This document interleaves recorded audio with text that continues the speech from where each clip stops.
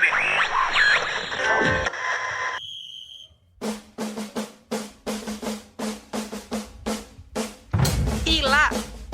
Ilá, Ilá, Ilá, Ilá, Isla. Ilá,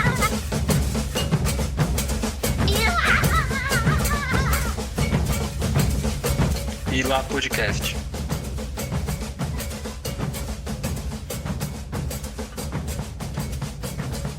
sejam todas, todos e todes bem-vindos ao terceiro episódio do Ilá Podcast, o podcast do projeto Quilombolar Permanecer Negro na Universidade, do curso de Psicologia da Universidade Federal do Ceará. Meu nome é Flávio Gabriel e comigo neste encontro eu converso com a Rayana Vasconcelos. Sabemos que, na contemporaneidade, somos bombardeados por imagens, histórias e narrativas na área da informação. Da mídia tradicional, ao surgimento dos blogs e sites de notícias, até as redes sociais que dominam os dispositivos, o acesso à informação está cada vez maior, ao mesmo tempo que somos expostos a pesadas doses de desinformação, exigência dos padrões de beleza eurocêntricos e de demandas de produtividade. No episódio de hoje, focamos no debate sobre a representação midiática da negritude. Trazemos aqui a Rayana Vasconcelos, graduada em Publicidade e Propaganda pela Universidade Federal do Ceará, atuante desde então na área de design gráfico, foi colaboradora do coletivo Ceará Crioulo e atualmente contribui com as atividades do Observatório de Fortaleza. A Rayana é conhecida daqui, a gente, né? Faz parte do Quilombolar. Ela também é produtora do Ilá Podcast e acredita na comunicação antirracista como uma ferramenta fundamental para a descolonização dos saberes. Bem-vinda, Rayana. É um prazer ter você aqui, conversando sobre isso com a gente. Obrigada, Flávia. É um prazer também estar aqui no Ilá. Eu acho que para começar assim, seria interessante a gente ouvir um pouco da tua trajetória. Então, desde o final da minha graduação em publicidade, né, na UFC, que eu me interesso em estudar, por exemplo, publicidade e autoimagem, estudar as mídias, né? E depois que eu me formei e quando a pauta racial, né, surgiu como uma questão para mim, que eu tenho feito leituras que fazem o cruzamento dessas duas questões. Então, tenho estudado um pouco de cinema, trabalhei no coletivo Ceará Crioulo, né, que é engajado objetivamente na comunicação antirracista, até chegar aqui no Quilombolar, né, que tem aprofundado muito os meus conhecimentos nessa pauta, através da psicologia, né, que é uma área que é bastante nova para mim, mas que é um viés muito interessante para estudar a pauta racial. Bom, Rayana, para iniciar a nossa pauta, a primeira pergunta que eu queria colocar seria se você acha que existe uma diferença que seja notável no modo como o assunto, né, vem se tratado nas mídias, falar sobre a negritude nas mídias, se tem mudado ao longo dos últimos anos. Bom, eu acho que isso é um reflexo do modo como a própria sociedade brasileira, né, vem se transformando desde o período pós-abolição. Vem também das conquistas, dos debates levantados já pelo movimento negro, né, nos anos 60 e 70, e que se desenvolveram cada vez mais, né, ao longo dos anos 90, né, dos anos de redemocratização do Brasil, e vieram à tona de forma mais explícita, né, nas discussões da sociedade, na evolução do pensamento das pessoas, a partir das políticas de ações afirmativas, né, que foram implementadas nos governos Dilma e Lula, e também pela aprovação das leis de cotas nas universidades públicas e da Lei 10.639, que torna obrigatório o ensino da história e cultura africanas nas escolas. Eu acho que todos esses movimentos, né, tudo isso tornou possível tanto uma ascensão social, né, da população negra, e a partir desse, digamos assim, ponto de visibilidade social, ela pudesse também se ver, né, se reconhecer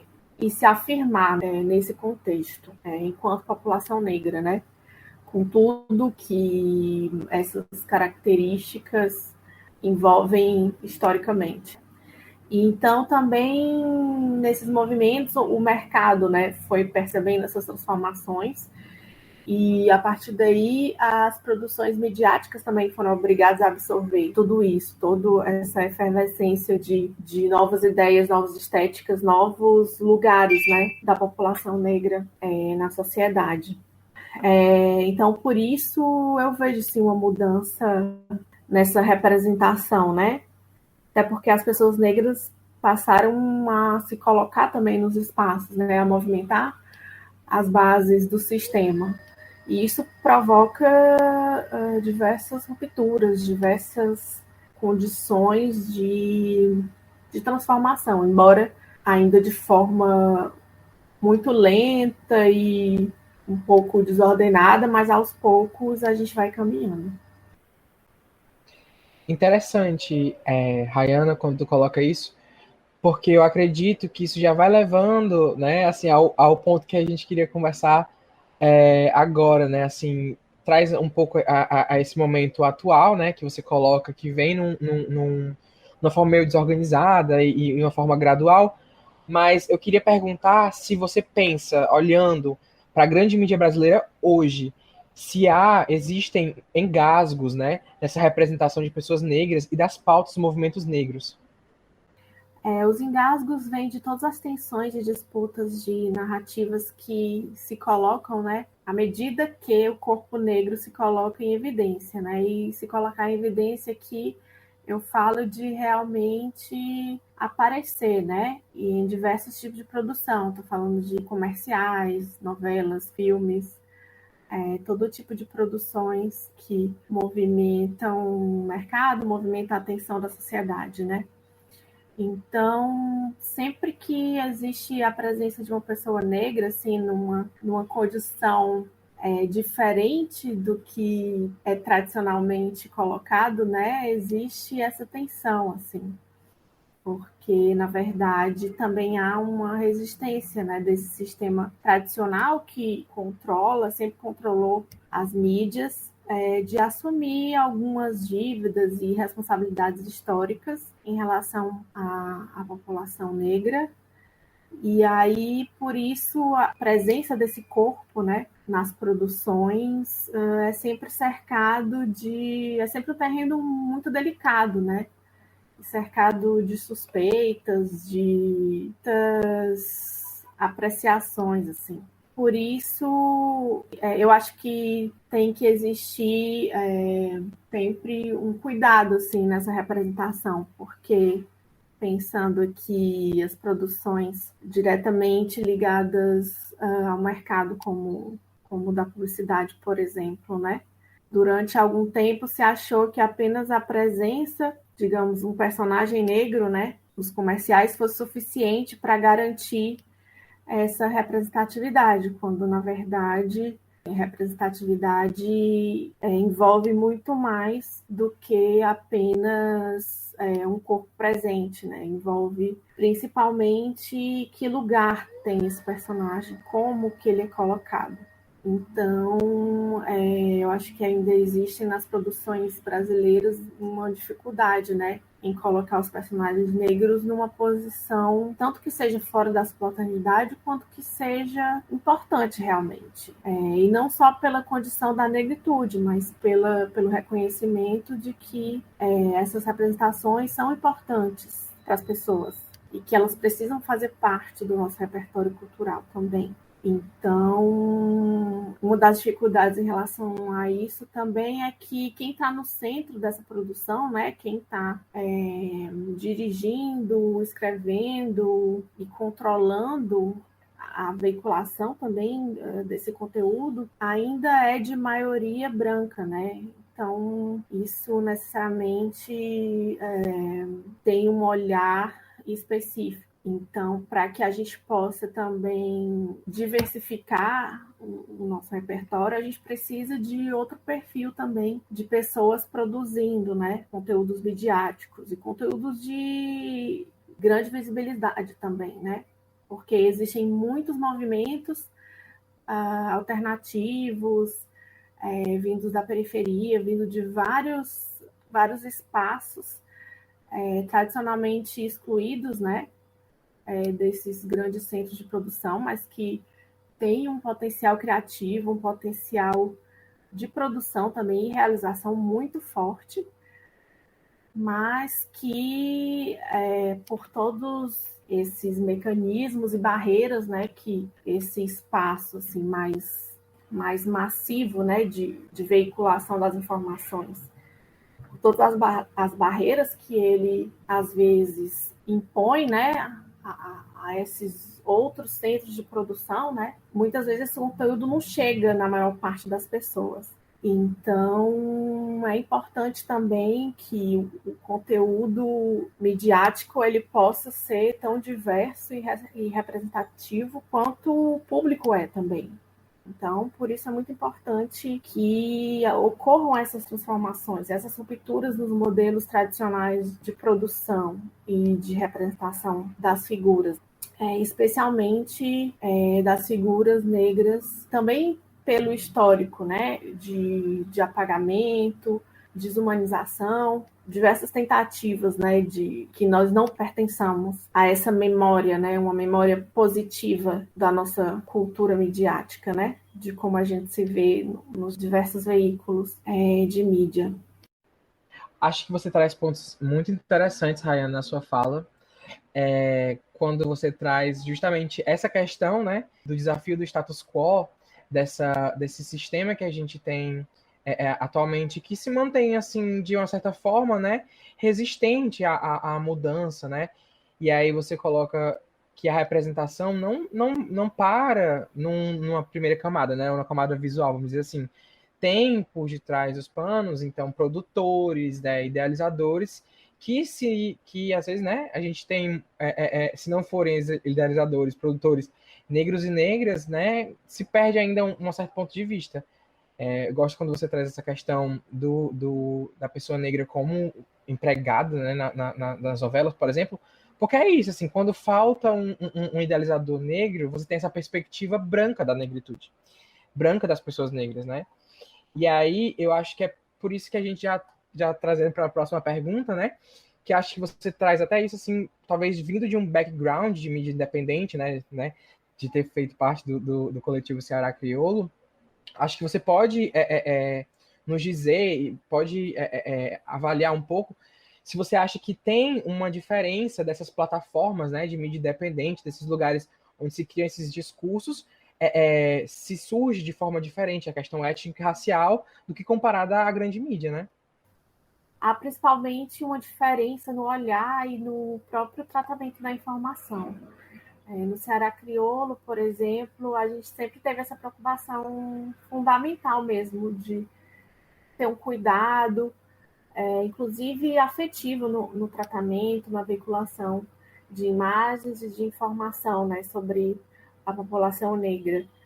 Porque o que a gente observa, especialmente no contexto jornalístico, né, principalmente também nos cadernos policiais, né, do jornal, é uma linguagem muito violenta que sempre nos coloca numa posição desumanizada. Então, a gente vem nesse movimento tanto para dizer que isso não está certo, quanto para propor, para investigar outros caminhos, fazendo também e mostrando que é possível. E, felizmente, também existem outras iniciativas que seguem nesse mesmo sentido, como a Afro TV, o Pretitudes, o Alma Preta Jornalismo, o Africanize.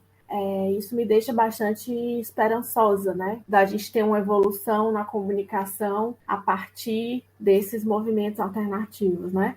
E é muito importante que isso possa existir também porque a comunicação é uma ferramenta de conexão entre as pessoas, né? E que, além de informativa, também é formadora de quem nós somos, de quem nós queremos ser e do modo como a gente quer interagir uns com os outros.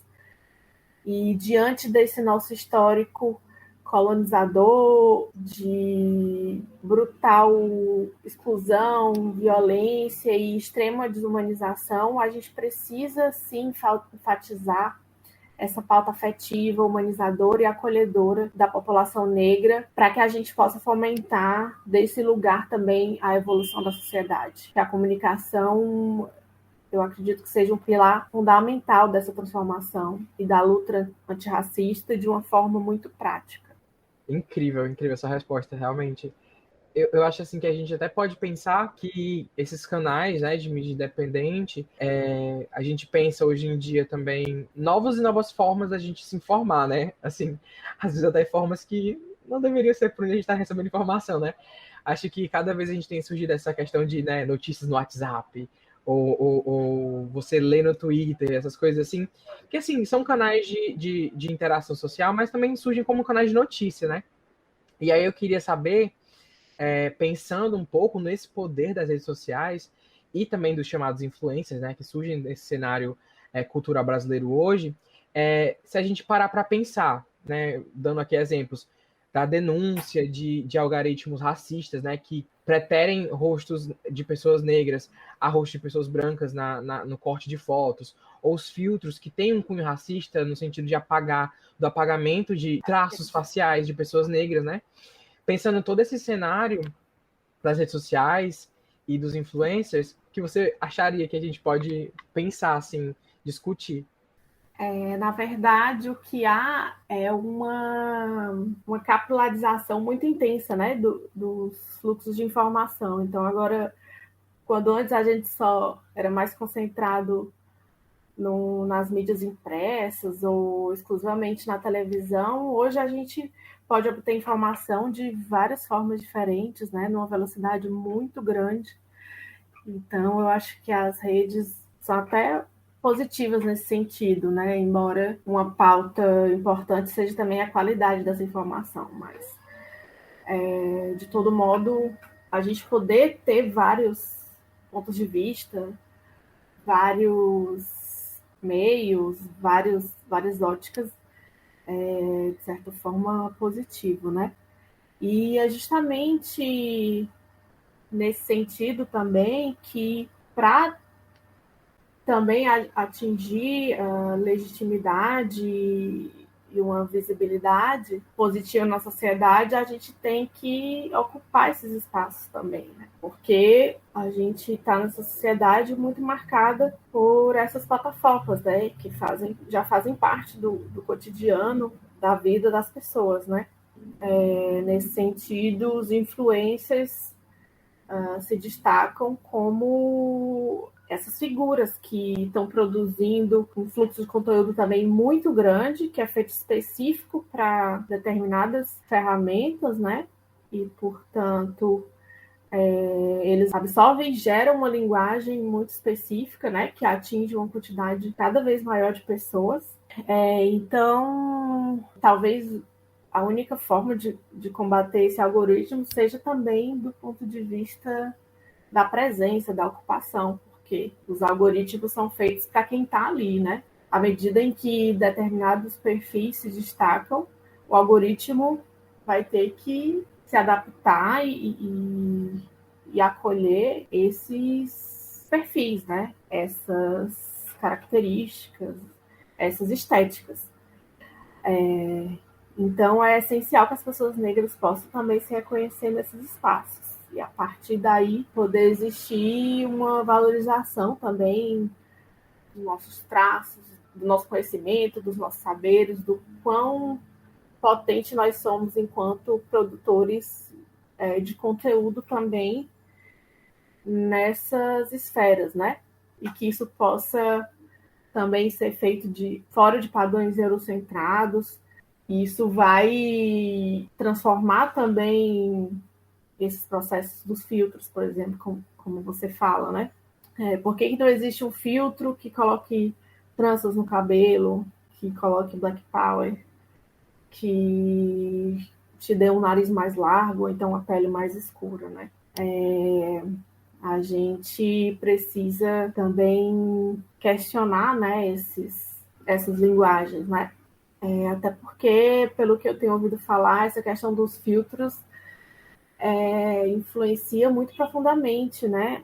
Principalmente as mulheres e até as crianças também, na forma como elas se veem, como elas querem se ver, né? E acho que tem que existir uma preocupação mesmo em relação a isso. Pois é, Rayana, concordo que a gente tem que estar nesses espaços e exigir, né? Não apenas o espaço, mas também que esses filtros, que esses algoritmos se adaptem, né? Então, assim, por que não filtros que ressaltem qualidades, né? Características de pessoas negras, né? Por que só um filtro que embranquece? Por que só um filtro, né? Então, de poder ter um filtro que deixe a pele negra ainda mais ressalte ali. E eu acho que é isso que eu também vejo, né? Pequenos espaços na mídia, assim, de pessoas pedindo isso, falando sobre isso. Surgiu no Twitter, inclusive, em resposta a isso, né? O Twitter abriu um concurso para quem conseguisse pensar um algoritmo que mudasse. Então, assim, e isso surge, né? Como você disse, de pessoas negras ocupando esse espaço, reivindicando essa mudança e conseguindo, né? Claro que a gente sabe que a nossa sociedade ainda enfrenta muitos percalços, mas aí é por isso que a gente está aqui, né? No Quilombolá, produzindo isso, produzindo essa fala, conversando aqui, a Rayana, que é parte do Quilombolá, a gente sempre conversa sobre isso, né? Então, acho que foi essa nossa conversa aqui, né? A gente pode encerrar por aqui. Eu já agradeço a sua participação, Rayana. Queria também pedir que você mande uma mensagem, uma dica para os nossos ouvintes. O que você achar aí válido contar, compartilhar. É sobre isso, Flávio. A minha mensagem seria para os estudantes negras e negros do curso de psicologia e também de outros cursos que possam estar ouvindo a gente, que se apropriem do ambiente acadêmico e, apesar dos pesares, transformem também esse lugar no espaço de pertencimento, né? Se engajem nos projetos que vocês acharem importante e realizem, que vocês não andam sós. Obrigado, Rayana. Agradecemos também aos ouvintes. Digo para vocês ficarem atualizados nos nossos debates que acontecem nas redes sociais, do Quilombolá UFC no Instagram e no YouTube, que assine o podcast Quilombolá no seu agregador de podcasts. Obrigado por estarem ouvindo. E lá!